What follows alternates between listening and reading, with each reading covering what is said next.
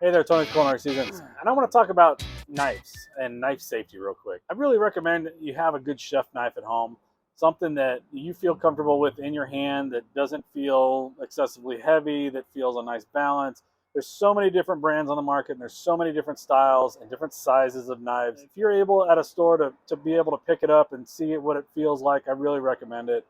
This is a knife that was one of my first ones from years back, and it's just nice balance. It's not overly back heavy. It's not overly front heavy. Just a nice chef knife to have in the kitchen that is really easy to use. Some features of a knife that show that it's better quality than others. So if you can see the rivets on both sides of the handle, and you can also see the spine of the blade go back into the handle, that's generally a sign of a better quality knife. Okay, so let's talk about holding a knife. So when you hold a knife, you want to grip the knife with your three fingers, so your middle, ring, and pinky finger. You want to grab the blade on both sides with thumb and forefinger. So what this does is it gives you more stability when you're cutting. So that extra stability will make it easier for you to slice. Okay, so when you're slicing, you want to keep your fingers intact. You don't want to take one off by mistake or tip your finger by mistake.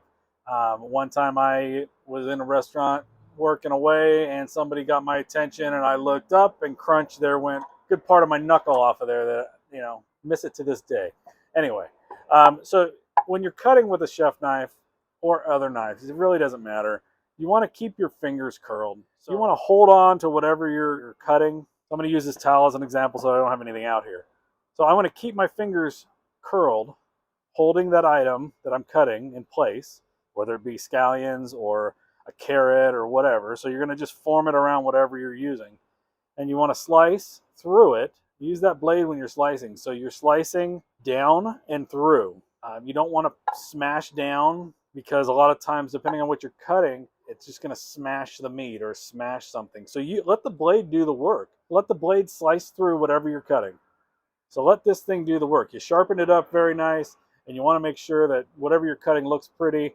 Just let the blade do the work. So sliding from the tip through to the heel. And I'm keeping my knife against my knuckles.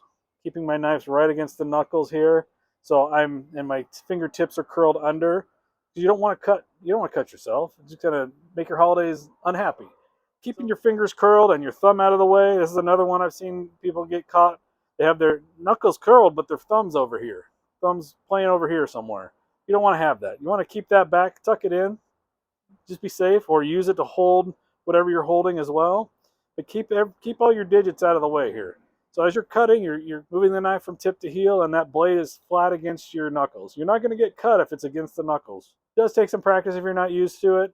Holding that blade on the sides, keeping those fingers curled and that thumb tucked in, and sliding through. Just take it easy at first. Just go slow. Whatever you're cutting, just practice keeping those fingers underneath and that thumb tucked, and you'll in no time be a master at the knife. Some other things about the chef knife, some other don'ts you don't want to do.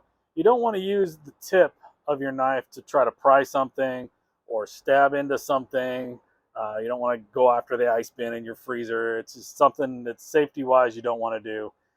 If you are walking in the kitchen from your cutting board to your sink, you want to carry it down, keeping the blade down so you're not running around the kitchen like this and accidentally stab somebody. Keep that blade down when you're walking through the kitchen. You're walking behind somebody, hey, knife behind you, or same thing if you're moving a pan of hot water from the stove to the sink, hot water coming through. Just some tips that you don't want to, so you don't get somebody hurt. Another thing, don't put your knives in the dishwasher. The excessive heat in the dishwasher can affect the knives, can warp them. Hand wash them so you don't have any issue. When you're washing, keep the blade away from you. Put it in a sponge, work it from the heel to the tip, keeping it away from you so it's not cutting into your hand. You don't want to put the blade towards you. It's going to cut through that towel in your hand or that sponge in your hand, especially if you're not paying attention. So keep it from the back end, go to the front. Same with a towel if you're using a towel instead of a kitchen sponge. Another method would be just put it down and rub it on the table. Just that way you don't have the blade exposed to you as well. Definitely hand wash your knives. Take a look at the video on sharpening, and I've got some shorts out there as well that are individual ones on how these different knife sharpeners work. And definitely have a steel in your house. keep that thumb down behind the hilt as well, so you don't end up knocking your thumb on it, and then you end up having a cut in your thumb. Once again, just from the heel of the knife to the tip of the knife, run that blade across to hone your knife back up. If you're more comfortable this method, that's totally fine as well. You're just getting those burrs off the knife and just honing it back to a sharp edge. Drop any questions you have in the comments, and we'll get back to you as soon as I can. You can always head over to culinaryseasons.com, shoot me an email, or through any of the socials, Facebook, YouTube, Instagram, at culinaryseasons.com. Thanks.